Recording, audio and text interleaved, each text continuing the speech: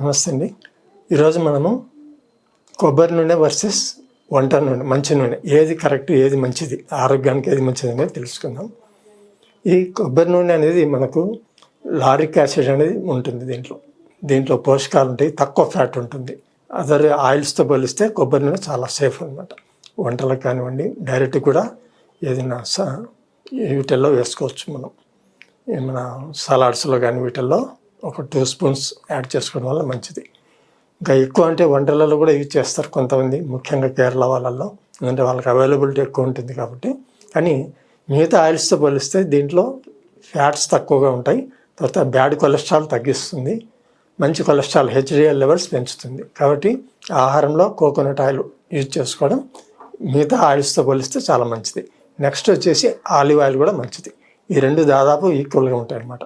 అంటే దీంట్లో lauric acid అనేది మనకు చాలా హెల్త్కి చాలా ఉపయోగపడుతుంది.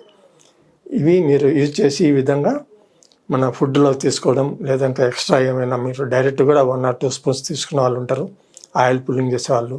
తర్వాత ఇట్లా అనేక రకాలుగా దీన్ని మనం యూజ్ చేసుకోవచ్చు.